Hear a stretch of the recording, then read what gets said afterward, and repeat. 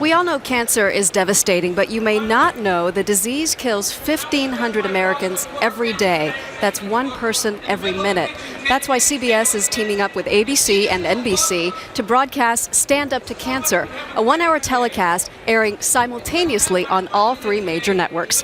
And leading the drive are the three networks' evening news anchors, ABC's Charles Gibson, NBC's Brian Williams, and of course, our own Katie Couric. Hi, Maggie. Thanks for joining me. Thank you. If Stand Up to Cancer were a political convention like this is, it would feature Republicans, Democrats, Independents, everybody in the same boat, It's right? true. We like to call this a tripartisan event, at least, and it's so great following these two opposing political parties and two different visions of America to be able to unite the country behind something that affects so many people. Every time I hear those statistics, I don't know about you all, one person a minute, 1,500 a day, all I can think about is those families whose lives have been shattered by these losses. And clearly, we've all personally experienced loss through cancer, and we felt like we had to do something about it, and that's why we've joined forces.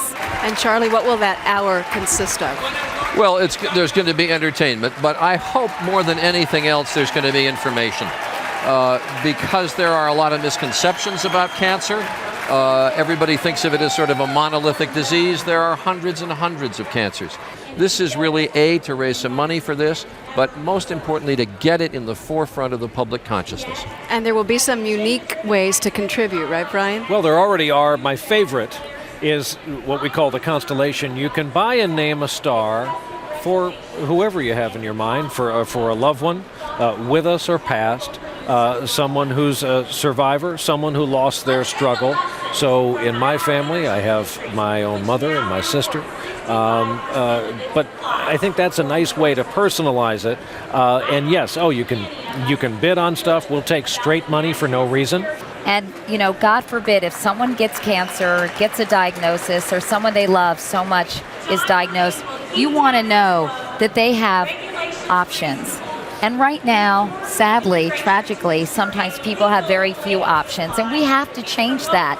It is ridiculous that there aren't better treatments and ultimately a cure for this disease. At the end of the night, what do you hope will be accomplished?